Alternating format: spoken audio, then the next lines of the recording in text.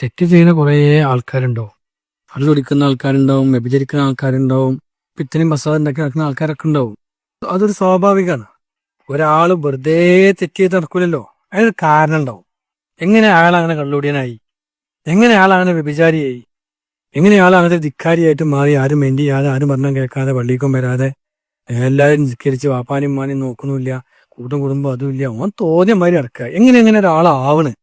ഒരാൾ അങ്ങനെ ആവോ? വെറുതെ ഒരാൾ അങ്ങനെ ആവൂലല്ലോ.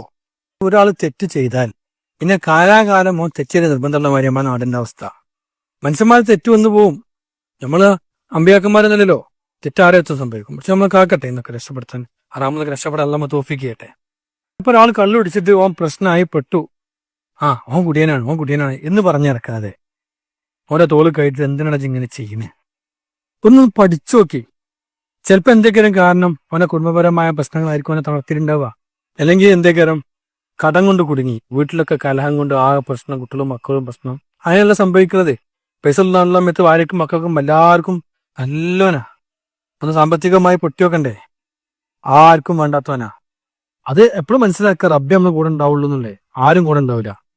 നമ്മളിൽ നിന്ന് വിശ്വസിക്കുന്ന ആൾക്കാരും നമ്മളെ കൂടെ ഉണ്ടാവില്ല. നമ്മളെ കൂടെ നമ്മൾ റബ്ബെ ഉണ്ടാവുള്ളൂ. എന്തെങ്കിലും തെറ്റ് ചെയ്താൽ നമ്മളെ പെണ്ണുങ്ങളും കുട്ടികളും നമ്മളെ ഭാര്യമാരും നമ്മളെ ഭർത്താക്കന്മാരും ഒക്കെ ഇട്ടെറിഞ്ഞു പോകും. ഇങ്ങനെയൊക്കെ തെറ്റ് ചെയ്തിട്ട് റബ്ബെ നമ്മൾ ഇട്ടെറിഞ്ഞു പോയിട്ടില്ലല്ലോ. നമ്മൾ കണ്ണോട് നമ്മൾ കാണുന്നപ്പോൾ ഹലാല് മാത്രം ഏറ്റവും കൂടുതൽ ഹറാമാ കാണണേ. നാവ് പരിശുദ്ധമാവട്ടെ. നാവുകൊണ്ട് എന്തെല്ലാം ഈവത്തും നമീമത്തും വിത്തിനെയും ബസാദും പറയാൻ എന്താ ബാക്കിയുള്ളത്? ദിക്ക് വളരെ കുറവല്ലേ നമുക്ക്? എന്നിട്ട് നാവ് കഴിഞ്ഞുകൊണ്ടോ കജ്ജോണ്ടും കാലോണ്ടും എന്തൊക്കെ ചെയ്യുന്നുണ്ട്? ഇതിപ്പോ നമ്മളെ മക്കളെ നമ്മോട് ചെയ്യണമെങ്കിൽ നമ്മൾ വീട്ടിൽ നിന്ന് അടിച്ച് പുറത്താക്കിണ്ടാവില്ലേ? ബാപ്പാരെ വരെ പുറത്താക്കണില്ലേ വീട്ടിൽ നിന്ന്? മക്കള് ഭർത്താക്കന്മാരെ ഭാര്യമാരെ പുറത്താക്കണില്ലേ? ഭാര്യമാരെ ഭർത്താക്കന്മാരെ പുറത്താക്കണില്ലേ? റബ്ബ് എപ്പോഴെങ്കിലും നമ്മളെ പുറത്താക്കിക്കണോ? എന്നിട്ട് തിന്നാൻ തരുന്ന്, എന്നിട്ട് ആരോഗ്യം തരുന്ന്, എന്നിട്ട് കഷ്ടപ്പെടുത്താതെ പൊന്നു പോലെ നോക്കണില്ലേ?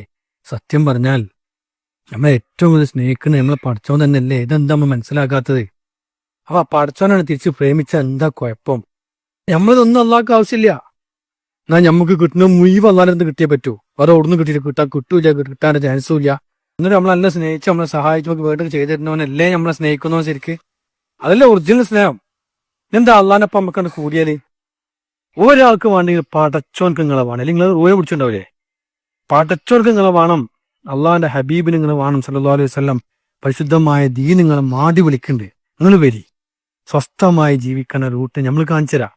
നമുക്ക് ഒറ്റ കണ്ടീഷൻ, മനസ്സുണ്ടായാൽ മതി.